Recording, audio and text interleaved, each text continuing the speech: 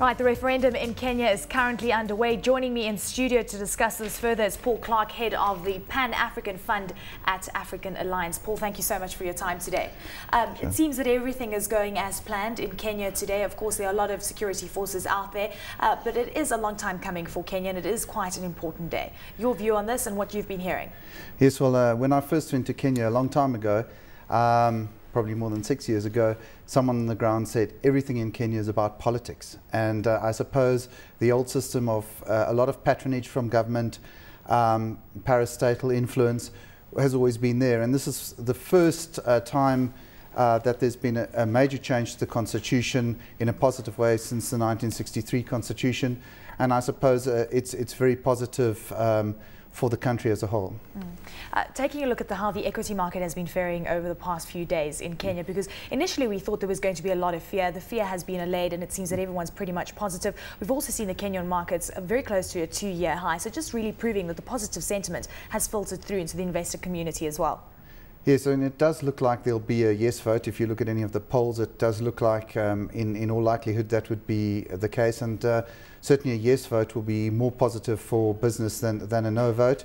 And the market volumes have picked up quite considerably over the last couple of days, and there's been an immense amount of bullishness and investment into that market, both foreign and local. And of course, one of the big things and one of the reasons that we have seen investors being relatively happy about this is the fact that we know a lot of corruption has been ongoing in Kenya, of course, in the form of bribes with government. So that hopefully will be ironed out. I think corruption is pretty much entrenched in that economy, and it's going to take a long time to fix that. But certainly this does mean there's a better way forward to try and deal with that.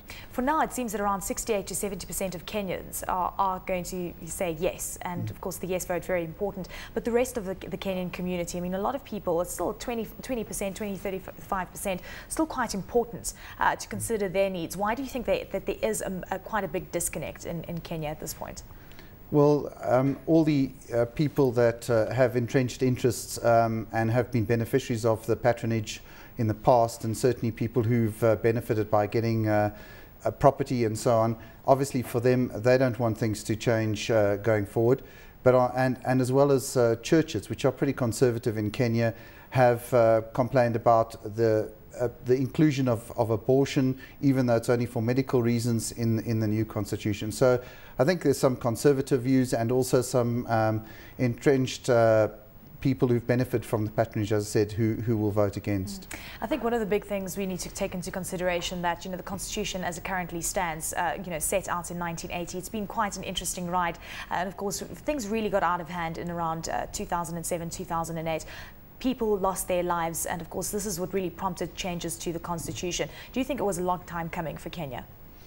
I think so, but I think that probably the improvements in communications, obviously cell phone technology and all those things we're seeing across the continent possibly led to the fact that it was not that easy for government in 2007 to pull the wool over the population's eyes. As well, it was easier for people to mobilize, and I think government are aware of that currently, and certainly that's why the transparency in line with in this referendum has been increased considerably. Looking at Raila Odinga, because essentially a yes vote is going to provide a platform for him to launch his 2012 presidential campaign. How do you see that playing out going forward? Because I mean, again, it is about power and the way that it has been divided over the last couple of years, because at the end of the day we know it was a power sharing deal. And the political setup in Kenya is quite complex, and certainly remembering that he came to his Orange Democratic Movement is also an alliance, and so it's going to be a little bit, it's not going to be smooth sailing for him, and also his recent illness isn't going to make life very easy. So I think, as usual, it's going to be complex and difficult for him to just, it's not going to be a straight road. Looking at the growth prospects for the Kenyan economy, we know that growth dropped around 1.7% in 2008 because of the violence, and that was from around 7% growth the previous year. We know that Kenya has been on a slow path to recovery, but we know what kind of growth levels Kenya can reach. What are you expecting down the line? Well, I think looking into next year, I mean, this year's already probably going to be 3 to 4% GDP growth. Next year, north of 5%, and slowly but surely improving. one just has to be a little bit cautious because exogenous shocks into the economy, especially droughts, are terribly devastating to that economy.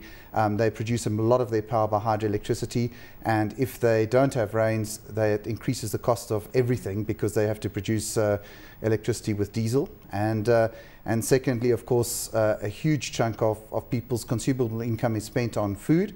And if there are no rains, food prices could escalate again. But having said that, CPI looks to be on a downward trend.